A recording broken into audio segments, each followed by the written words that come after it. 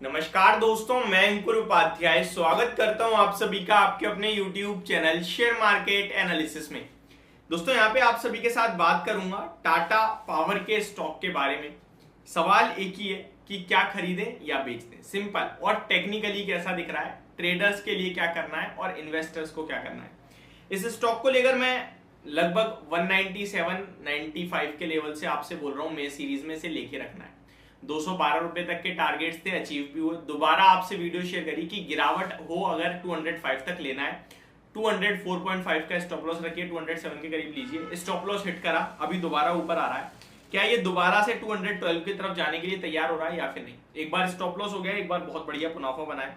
अब देखिए ये स्टॉक ना एक जो पैटर्न बना रहा है वो क्लियर कट ये कि हाईज लग रहे थे, एक टॉप लगा, वन साइड ज्यादा तेजी मूव आया 215 का, फिर गिरावट हुई, लेकिन गिरावट में ना ट्रेंड लाइन को ब्रेक नहीं कर रहा है ये स्टॉक। अभी भी इस स्टॉक में क्या पोजीशन बनाए, अब मौका दोबारा से दे रहा है खरीदारी करने का, और एक बहुत ही नॉमिनल से स्टॉप लॉस के साथ। देखिए ट्रेडर के लिए दो ही चीजें इंपॉर्टेंट होती हैं, पहली स्टॉप लॉस और दूसरा टारगेट।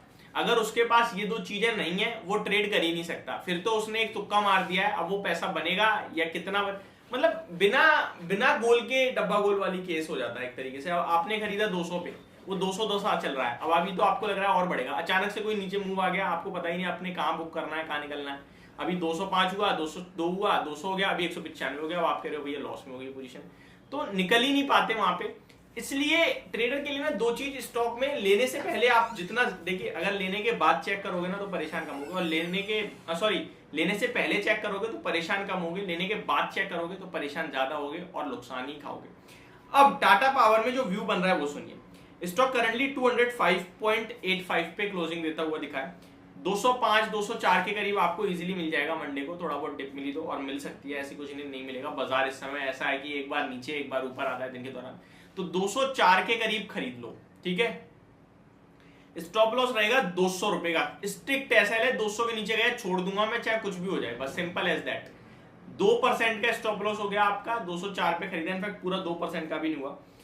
ऊपर में आपके लिए जो टारगेट बनेगा वो पहला टारगेट बनेगा 210 रुपए का, यानी 6 रुपए का। आप इसमें जो आपका टारगेट आया वो 1:3 का हो गया, ऑलमोस्ट 1:3 का नहीं, 1:1.5 का हो गया। नेक्स्ट टारगेट आपके लिए 215 जो हाई लगाए हैं वो, और उसके ऊपर अगर क्लोजिंग आ गई तो 220 रुपए तक जाने की तैयारी करेगा स्टॉक। टेक्निकली स्टॉक बहुत अच्छा दिख रहा है और मुझे लगता है ये स्टॉक को लेके रखना चाहिए। ये तो गई ट्रेडर्स के लिए बात। अब आते हैं इन्वेस्टर्स पे। देखिए इन्वेस्टर कह रहे हैं कि भैया हमारा पैसा नहीं बना पिछले 18 महीने में, हम तो नुकसान में बैठे हैं, ये स्टॉक बहुत बेकार है, इसमें कभी खरीदारी करनी नहीं चाहिए, बार बार नीचे आ जाता है। तो मैं एक बार बोलूंगा, क्या लॉन्ग टर्म का मतलब 18 महीने 15 महीने होता है? आप 18 महीने 15 महीने से थोड़ा सा ऊपर चले जाओ, 2 साल देख लो, फिर 2 साल की बात करोगे तो आप कहोगे भैया ये तो डबल हो गया है, 100% का मुनाफा बना दिया इस स्टॉक ने तो। और वो भी सिंपल सी बात बता रहा हूं, 1 महीने में ही भाग गया था स्टॉक, उसका साइडवेज हो गया। 5 साल की बात कर लो, 153% है। तो अब इन स्टॉक्स का समय है, आपको रखना है। कब चलेंगे आपको मुझे नहीं पता। जितना बड़ा और जितना लंबा कंसोलिडेशन होता है ना, उतना बड़ा ब्रेकआउट आता है और उतनी बड़ी तेजी आती है। टाटा ग्रुप के स्टॉक्स में बनी थी तेजी और फिजल आउट भी हो गई है। कुछ स्टॉक्स अभी भी सस्टेन कर रहे हैं ऊपर, कुछ स्टॉक्स में नाम आता है टाटा एलएक्सआई का, नाम आता है टाटा मोटर्स का।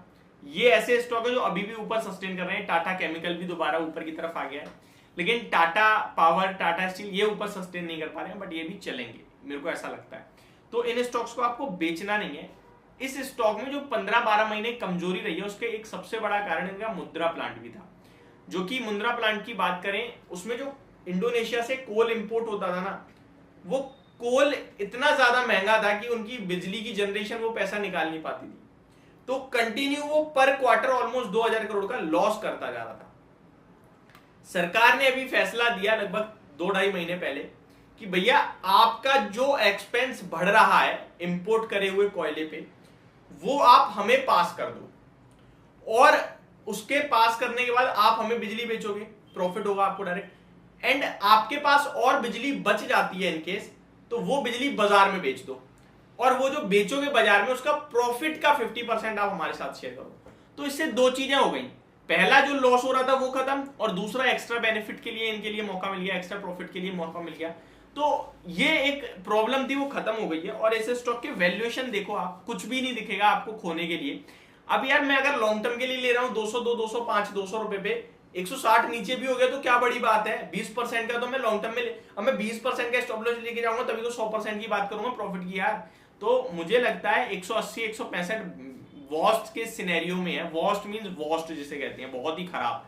अदरवाइज 200, 250, 225, 250 और 300 ये स्टॉक इतनी पावर रखता है, नाम में भी पावर ये कि 2 महीने दूर की बात 2 हफ्ते में पहुंच जाएगा जब चलना होगा।